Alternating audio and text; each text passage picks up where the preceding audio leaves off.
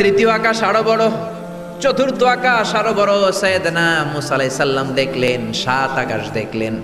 তারপরে তিনি দেখলেন সিদরাতুল মুনতাহা দেখা যায়, সেখান থেকে দেখলেন 4টা ঝর্ণা, 4টা নদী। 2টা জান্নাতে ঢুকেছে, 2টা নদী সিদরাতুল মুনতাহা থেকে দুনিয়ায় এসেছে। একটা নদীর নাম হলো মিশরের নীল নদী, আর একটা হলো ইরাকের দজলা নদী। সুবহানাল্লাহ। তারপরে নজর করে তাকালেন, সেখানে দেখলেন তিনি কোরআনের বাড়ি দেখা যায়।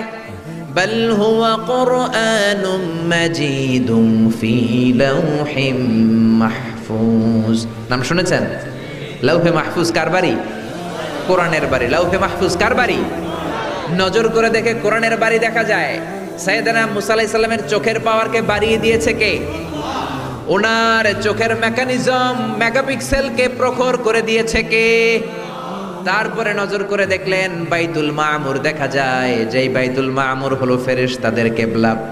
আমরা হজে গেলে, উমরায় গেলে আল্লাহর ঘরকে সেন্টারে রেখে চারদিকে তাওয়াফ করি, লাব্বাইক আল্লাহুম্মা লাব্বাইক বলে আল্লাহরে ডাকি। ফেরেশতারা এই কাবার চারদিকে তাওয়াফ করে না, তাদের জন্য আরেকটা ঘর, আল্লাহর বানানো আরেকটা ঘর 7 আকাশের উপর আছে না নাই? সেটার নাম হচ্ছে আল বাইতুল মামুর। সব ফেরেশতারা সেখানে তাওয়াফ করে, একবার করে ঢুকে 70,000 জন। একবার যারা ঢুকার চান্স পায় কিয়ামত পর্যন্ত দ্বিতীয়বার চান্স তার কপালে জুটবে না। কোন সুবহানাল্লাহ।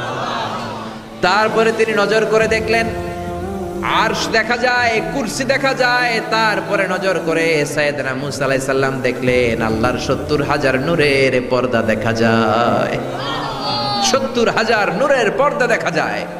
সেখান থেকে আল্লাহ গায়বী আওয়াজ দিয়ে বললেন, মুসা, লাস্ট ডেস্টিনেশনে চলে এসেছো, একেবারে ফাইনাল গেট। এই গেটের পরে আর ফিরে যাওয়ার কোনো জায়গা নাই। শেষবারের মতো জিজ্ঞেস করি, খেলা কি চলবে নাকি থামিয়ে দেব? সাইয়েদনা মুসা বলে চলবে।